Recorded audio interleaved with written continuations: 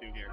You know what? This is just like a breath of fresh air. I'm not kidding. I think it's been day 5, day 6. I don't even know what day it is, to be honest. But it's just everyone's in it for the right reason. Everyone's in it. You have great energy. You have great people. And at the end of the day, everyone's putting aside their agendas and doing what's best for the team. And let me tell you, it is refreshing and everyone's excited to be here. Sometimes you need one of those players on your team. You need one of those enforcers. Every good player, by the way. Every good player, every good team that is a super duper star. Most of the time have enforcer type players. Sophie Cunningham didn't step up to the microphone. She struck a match. After yet another exasperating defeat, the Fever veteran dropped a line that exploded across highlight shows and comment sections alike. "We've got our own islands in here." She wasn't talking about playful nicknames or harmless cliques. She was sounding the alarm that Indiana's locker room fabric had ripped into lonely patches that no amount of post-game high fives could stitch back together. Inside Gainbridge Fieldhouse, the statement ricocheted off the cinderblock walls and into every fan's gut. Like, she needs an enforcer, and if it ain't gonna be me, Michelle Rappaport, like, where is Charlize Oakley? Doesn't her team have like a Zavaria McDaniels or a Rakisha Mahorn? She needs like a goon on her team, because when your star player that's bringing so much money, so much attention to the league, and it's a collective, it's a bunch of them, it's been brewing. If those islands keep drifting farther apart, the rip current may carry away Caitlin Clark, the most magnetic basketball talent to hit the W since Lisa Leslie laced up in '97. How did a franchise blessed with a generational guard end up flirting with implosion? The answer is a cocktail of botched signings, vanished chemistry, social media side quests, and a coach whose playbook belongs in a time capsule instead of a shot clock league. Peel back each layer and the story gets louder. Veterans beefing, rookies shrinking, front office suits dodging blame, and a superstar who keeps shrugging off elbows while her own teammates check their laces. She needs an enforcer. She needs a brute that will wreck people if they wreck her. Stick around. By the final buzzer, you'll know why Cunningham's frank confession was less a quote and more a ticking clock. One that now keeps every Fever supporter wide-eyed at 2 a.m., wondering whether their club is building a dynasty or sabotaging the best thing that's happened to Indiana since Reggie Miller silenced Spike Lee. Cunningham's comment wasn't a slip of the tongue. She spelled it out twice, for emphasis. Everyone in our locker room, that's the only group we can lean on, and we've wavered. The press room lights seemed to flicker at that admission. For months, courtside reporters had noticed weird body language. Mini huddles forming without invitations. I just think that's what they were doing in the offseason. They were trying to get winners, people who know how to compete, people who want to win, and put that together with experience, people who have championships. And so when you have that type of combination, and us kind of young bucks, I'm kind of a tweener, and then you have the vets, you know, you're just trying to be a sponge, you're trying to learn, you're trying to be good now, but at the end of the day, you're trying to be the best when it's preseason, right? And so that's why you have those vets, is so you can learn from them. They've been around the game for a really long time, and that's kind of the refreshing part about being on this team, is that everybody wants to learn, and so everyone's dialed in. Players slouching in timeout chairs like strangers waiting at a bus stop. The whispers started back in January, when preseason scrimmages closed 15 minutes early and Clark herself left the floor in visible frustration. By mid-June, small on-court spats bled into public view. Lexi Hull barking at Natasha Howard after a blown switch. Sydney Colson cracking jokes during a 20-point deficit. Cunningham simply removed the last fig leaf of denial. The shock wasn't that cracks existed. It was that they had reached earthquake depth. Her islands metaphor suggested complete disconnection, players practicing together but living separate seasons in their heads. I do think that everyone knows that we have something special here. I think a lot of teams have a lot of teams that are special, a lot of rosters that are special, but can you put it together? Can you put aside your agendas? Can you come into work every single day when you're tired, when you're sore, and still get something done and stack the days? And that's what we're doing. Today was tough, you know what I mean? Like, we've been going for a long time. They haven't been, this is not an easy training camp, I'll tell you that, but I think we're gonna be better for it. And I think if you ask anyone, everyone kind of just feels that nice energy. Locker room divides don't stay in the locker room. They leak onto the hardwood in the form of half-hearted rotations and late-game meltdowns. An NBA scout summed it up perfectly. Chemistry is defense you can't see on a stat sheet. When that invisible shield snaps, opponents smell blood. The Fever's record, a depressing mix of courageous starts and fourth-quarter faceplants, reads like a seismograph of those internal tremors. But fractured vibes only explain symptoms. The illness took root months earlier, when Indiana's front office bet big on names that looked shiny on a press release, yet toxic inside a cramped locker. That's all I see. They try so long to get respect for women's basketball, and then they treat it like a junior high school girl's locker room. Junior high school girl antics on the court. Clark leads the league in assists and headline minutes, but she's also top 3 in hard fouls absorbed. Think of it as a twisted applause meter. On June 14th in Brooklyn, she got hip-checked into photographers. 4 blue jerseys jogged past. On July 2nd in Chicago, she took a shoulder in the sternum at mid-court. Only Hull offered a hand. Every viral clip snowballs into tweets asking the same question: where are her protectors? In a healthy locker room, a superstar gets an instant wall of teammates the moment she hits the floor. So there's a hot topic going on right now. Caitlin Clark says she got cheap shotted against the sky. I mean, throughout the season, she's been getting beat up. Hard screens, elbows, knocked down. And Indiana. Clark often clambers up alone, mouth guard dangling, eyes scanning for allies who've already drifted up court. The isolation extends beyond bruises. Watch her body language after another no call. A quick glance to the bench and a resigned headshake that screams, "I guess it's just me." When you're selling out arenas in Seattle and Salt Lake City, you expect teammates to match your urgency.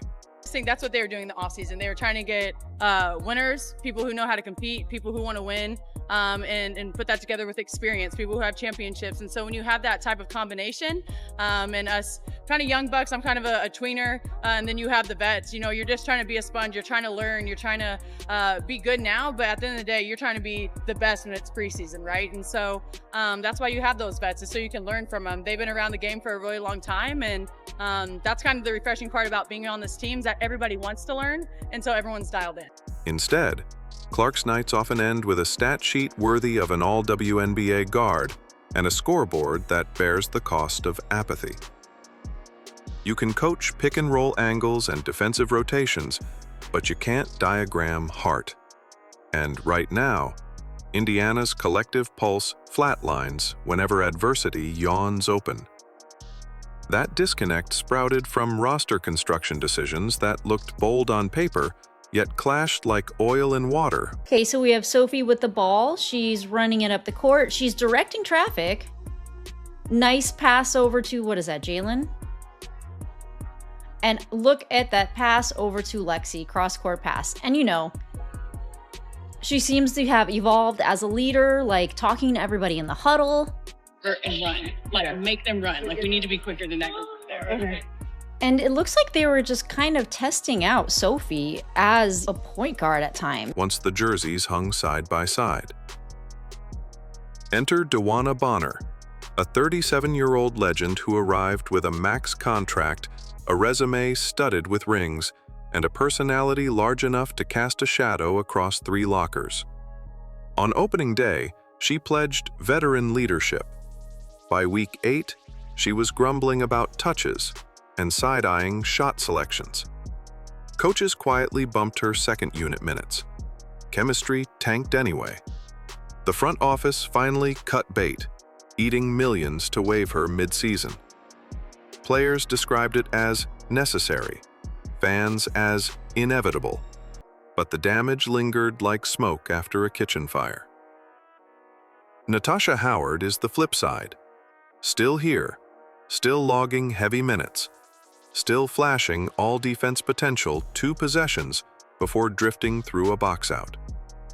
Video threads of Howard helping an opponent stretch while Clark grimaces on the baseline went viral faster than a game-winning 3. The optics are brutal, the politics obvious. Howard once thrived under Coach Stephanie White in Connecticut, and that history feels glued to her floor time. Meritocracy turns murky when minutes hitch a ride on nostalgia. Add Sydney Colson, a beloved locker room comedian whose sideline pranks sometimes land better than her 3-point percentage. and you've brewed tension between players chasing engagement and players chasing wins. The roster feels like a mixtape of clashing genres. Bonner's throwback ballad, Howard's mellow groove, Colson's viral remix, while Clark's high-tempo pop hit blares alone. No surprise the locker room split into islands. They never sang the same song to begin with. The mismatch screams loudest on the court, where a 23-year-old dynamo is shackled to an offense that belongs on VHS. Coach Stephanie White inherited a turbocharged sports car and promptly forced it into rush hour gridlock. Indiana ranks bottom 3 in pace, despite boasting the best transition passer since prime Diana Taurasi. Local radio christened the style puke ball, because die-hard viewers feel physically ill watching possessions crawl to a fadeaway 18-footer. When Clark and Aaliyah Boston do splice through defenders, it's usually an impromptu pick and roll they improvise against orders. White's philosophy leans on old-school post touches and veteran savvy, but savvy turns sour when legs can't outrun 21-year-old opponents. Even basic spacing looks prehistoric. Clark often stands 28 feet out, waving for cutters who double clutch before lobbing a grenade with 4 seconds left. Coaches preach that pace is a choice. Indiana keeps choosing first gear, then wondering why every scoreboard punch lands late.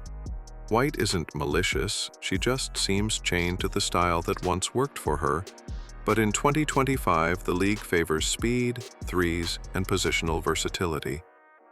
Running 1998's offense for 2025's superstar is like fitting a jet engine to a lawnmower and then complaining about gas mileage. While the system stalls, accountability drifts upstairs, where the architects of this roster dodge spotlight like vampires at sunrise. Amber Cox and Kelly Crosskop once dazzled with taglines about a new era, but patience expired when Bonner walked and losses stacked. Twitter Spaces became nightly grievance groups. Season ticket holders sent open letters quoting advanced metrics the front office apparently ignored. Team speed percentile 28th, three-point volume 11th, average age highest in the league. The duo's splashiest achievement, record-setting merch sales tied to Clark, now feels like window dressing on a crumbling foundation. Worst of all, they've allowed the coach to be the public piñata while they slip into executive shadows. A week after one embarrassing 25-point collapse, White faced 3 straight pressers alone. Upper management released a 97-word statement at midnight citing continued process evaluation. Translation: our bad, but also not really. Fans aren't buying it. A "Build for Caitlin" chant rattled the arena rafters during a timeout, and hashtags demand a modern roster built on shooters, not slogans. In a league where social traffic can sway sponsorships, ignoring that drumbeat feels reckless. Social noise, however, is just the exterior thunder.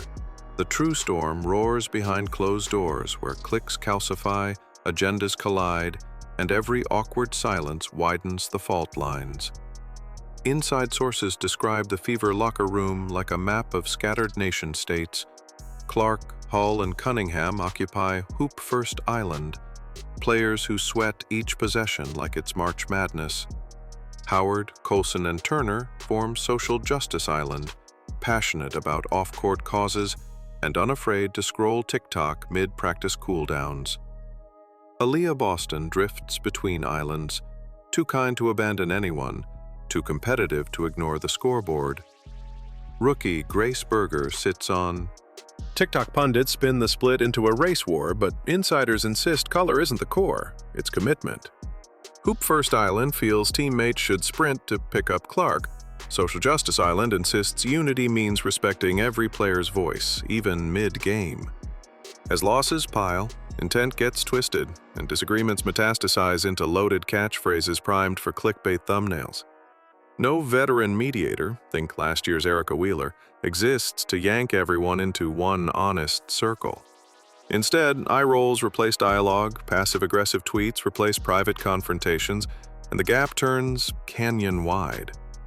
NBA history shows that once factions brand themselves, winning streaks can paper over tension. But Indiana hasn't won enough to lay a single sheet, and so Clark soldiers on, carrying both the stat sheet and the emotional burden, while the league records every step for posterity. Numbers first. 18.6 points, 9.2 assists, 6.1 boards, a jaw-dropping 37% on shots launched from the city logo decal. Endorsements? She inked a cereal, a sports drink, and a streaming platform deal in 3 months. Estimated haul? $1.4 million, dwarfing her rookie salary. Yet the camera zooms tighter each game and finds a growing weight behind her eyes.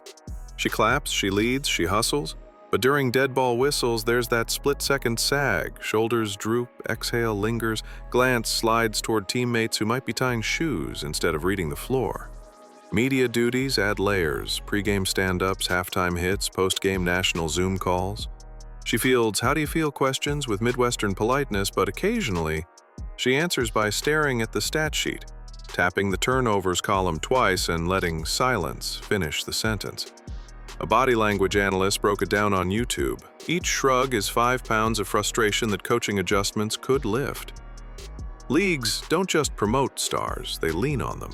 Clark's jersey leads WNBA sales by miles. Broadcasters negotiate future rights by dangling her average viewership. If Indiana doesn't wrap support around that gravity, the league risks its brightest beacon flickering in a market unsure how to shield it. Rumblings of drastic change grow louder by the week. NBA front offices gossip like baristas, and word has circulated, what if Clark asks out? One Western Conference GM floated a theoretical, 3 first-rounders, 2 pick swaps, and a starting wing. Another joked we'd throw in naming rights to the practice facility. Fantasy? Maybe. But rumor alone spooks sponsors. Ticket resellers saw a 7% dip the week Bonner was released. Imagine a trade request. Financial models estimate Clark drives roughly 38% of the Fever's annual revenue, tickets, merch, local TV, concessions named after her famous step back. If she bolts, corporate suites empty faster than a sprained ankle clears a bench. Worst case scenario? Indiana becomes the cautionary tale every future superstar cites when eyeing rookie-scale extensions. Time is thinner than fans realize. The trade deadline lurks in August, and suitors sharpen their pitch decks. Meanwhile, every practice without progress chips away at goodwill. Dynasties are built on alignment, not algorithms.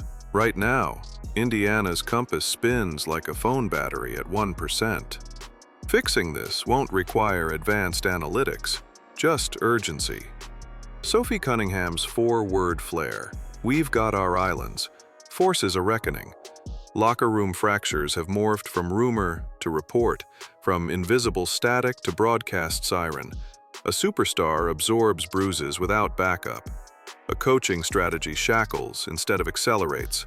A front office clings to slogans while fans count losses. Add cliques, cynicism, and a ticking business clock, and Indiana stands on the edge of the most preventable disaster in modern women's hoops.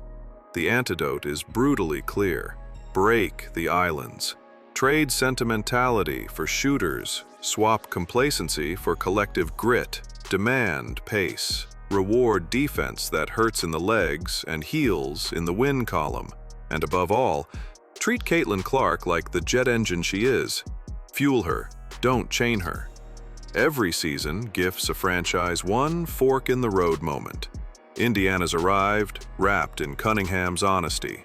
Choose unity, and they might sculpt a dynasty that sells out arenas from Dublin to Dubai. Ignore it, and they'll watch their brightest light seek a sky willing to orbit around her. Clark deserves teammates who sprint, bruise, and celebrate with equal fervor. Keep watching Hoops and Her Story because the next chapter of WNBA is already loading.